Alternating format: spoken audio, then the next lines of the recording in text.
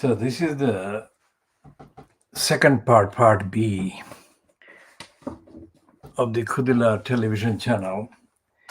And we're doing this part especially around the G7 communique. The G7 communique that has been accessed on the internet as being issued from the White House. It could have been issued from another place like number 10 Downing Street, but we have accessed it as it is accessible from the White House website. And what we said earlier in part A was that Fleet Street newspapers were not really covering G7. And they were doing diversions like the Mail on Sunday and the daily bribing Boris Graf, etc. This is something that that is institutional. Well, the Sunday Times as well. The Sunday Times today, for example,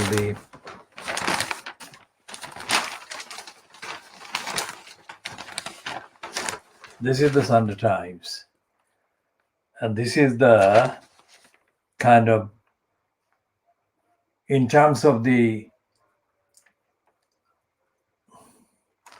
contents of the main communique, the main agreement, so-called, this was timed, ideally timed, to get all this stuff in there about the G7. But it doesn't. The Sunday Times talks about ban ministers from lobbying for 5 years, which is a completely kind of joke item there. I mean, the ban should not be there. It should be prosecute ministers and prevent them getting any jobs ever after leaving government. And then they've got a piece about the Line of Duty, the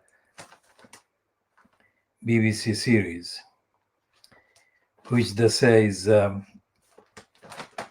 series that Brenda likes. Brenda meaning the Queen Elizabeth II.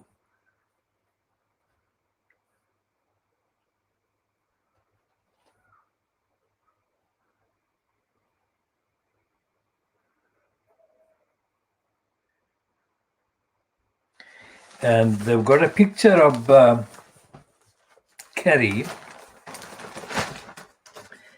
Simons and Boris Johnson in Cornwall. And it is not about although the location is about the G7, but this is not the item that the Sunday Times is talking about. The Sunday Times is talking about the delay in restricting, delay in lifting the restrictions, the lockdown restrictions. And Newman's View, the cartoonist, has got that same agenda on there. We must delay without delay. Sage and Freedom Day, June the 21st. That's so they've done anything. They've found anything except the G7. Now, why does it matter? Because the G7, according to the published kind of accounts or estimate is about the economies or economic activities worth about $11 trillion. $11 trillion. Now, that's quite a hefty bit of economic activity. And the Sunday Times is doing what it is doing is diverting attention from the G7 because, as the Sunday Mail on Sunday has done, the hosting of the G7 annual event by Britain, that is the annual event, it comes in turns. And the annual event being hosted by Britain and the head of the government, which is Johnson,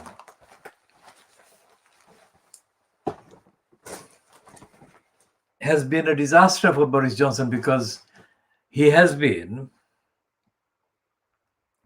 found to have failed the key test, which is that the rest of the G7 attendees, the other 6 states, heads of states, let's say, or heads of government, they don't trust Johnson. That has been the kind of line that is being promoted by others, not the Mail group or the Murdoch group, because the Sunday Times is the Murdoch newspaper, Murdoch owned and Murdoch controlled, and there would be nothing that the Murdoch controlled papers would do that to inconvenience or expose Boris Johnson in comparison with the others. Now, the Germany and France are the 2 other G7 kind of members that are in the European Union. And the majority of the opinion on issues that matter have reverted back to the issue of Brexit.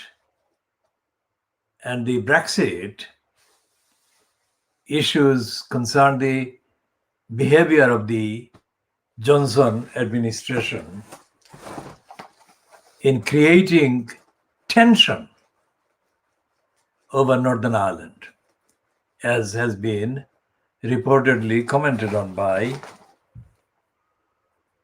the American president, Joe Biden, that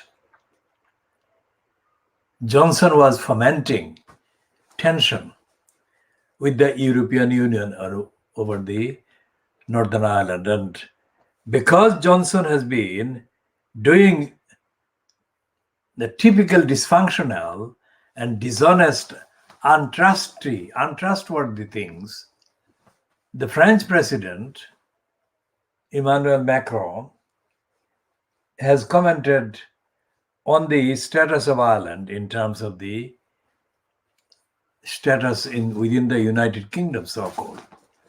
And Macron said that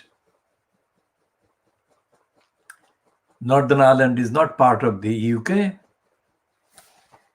So that is what the Fleet Street Brexiteers and Johnson peddlers have jumped on, and they have accused Macron of saying something disgusting. But the biggest criticism is not against Macron in the context of the G7 proceedings. It's the condemnation of Boris Johnson. Unfit and dishonest and untrustworthy. So the Fleet Street papers and their websites are in denial of Brexit. In denial of the G7 events, because they can't find anything to publish that shows Boris Johnson as a fit person. And the other thing is the overhyping of the kind of images of Kerry Johnson or Kerry Simmons and their child, Johnson's child with Kerry Simmons. There is no mentionable publication of the pictures of hundreds of people who have been, because of the lockdown and the restrictions, it is not thousands of people, which would have been the case if there was no restrictions, but it is hundreds of people who have turned up around the place, not at the place, because the security and the policing has been very, very, very bad, severe, prohibitive. But even so, there have been dozens of issues that the hundreds of people have been demonstrating at the G7. That's the theme. They're not allowed anywhere near the venue, but they have been aiming the demands and criticism, condemnations at the G7 heads. And there is no pictures, there is no images of those demonstrators in the Fleet Street papers. So we are finding on the evidence that Fleet Street papers are in denial of even something as big in terms of their capitalist kind of economic priorities and importance, something worth $11 trillion. And there is nothing in Fleet Street papers or their websites about the need to protect the environment, and there is no evidence that they're bothering about doing any investigation about the environment. Now, the environment includes Bangladesh, which is sinking. And Bangladesh keep featuring in comparatively less publicized items and discussions. Bangladesh is hardly given any coverage in Google search. You search Google and there is nothing about Bangladesh.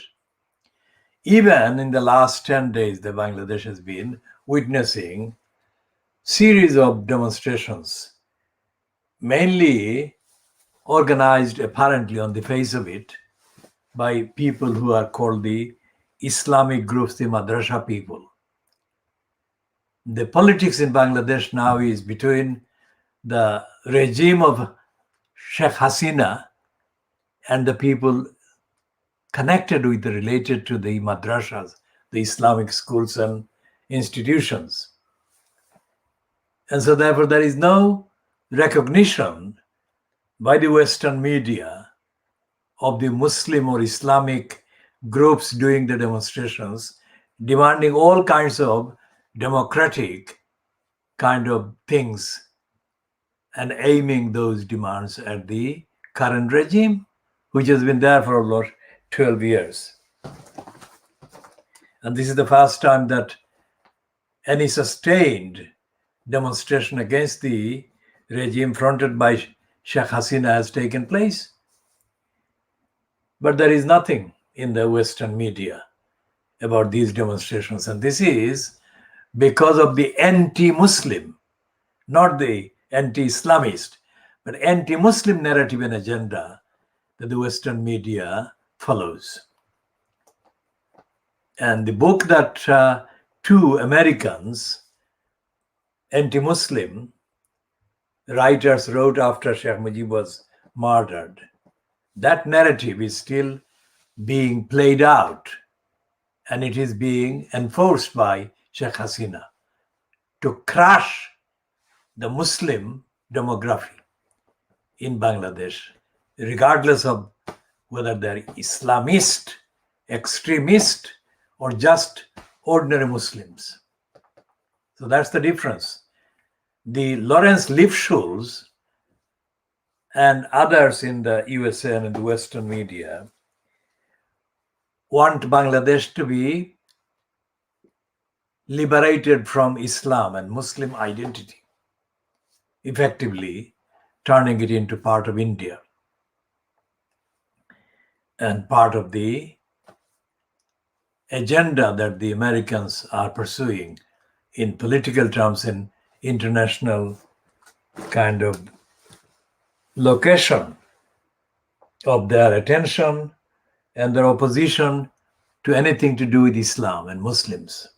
So it's not radical Muslims, it's not Islamists, it is ordinary Muslims that the West doesn't want to exist. That is the evidence in the absence of the media covering the political activities and events and demonstrations that have been going on in Bangladesh. The BBC is not doing it, Sky News is not doing it, the Reuters news agency is not doing it. They're not doing it in any way comparable to their coverage if the demonstrators were not mainly Muslim.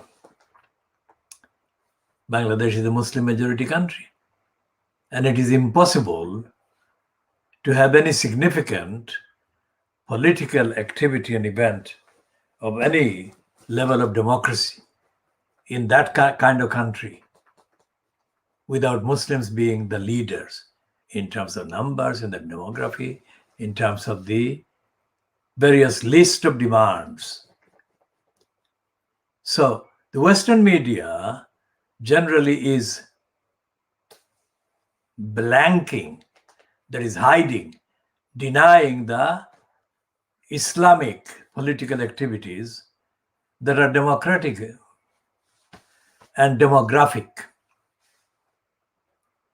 that are going on in Bangladesh now. I mean, we are not expressing any preference for some of the demands that these mainly Muslim and madrasa related speakers and leaders and organizers have been making, because many of their demands are obsolete. Many of their demands are not really up to date. So it shows their political backwardness in terms of objective definition. And we shall talk more about that in another edition. Back to the G7 communique. The communique doesn't talk about the real people in the 70% of the world. The many are completely forgotten. And we shall be talking more about the communique in the later edition. We just want to put this one as part B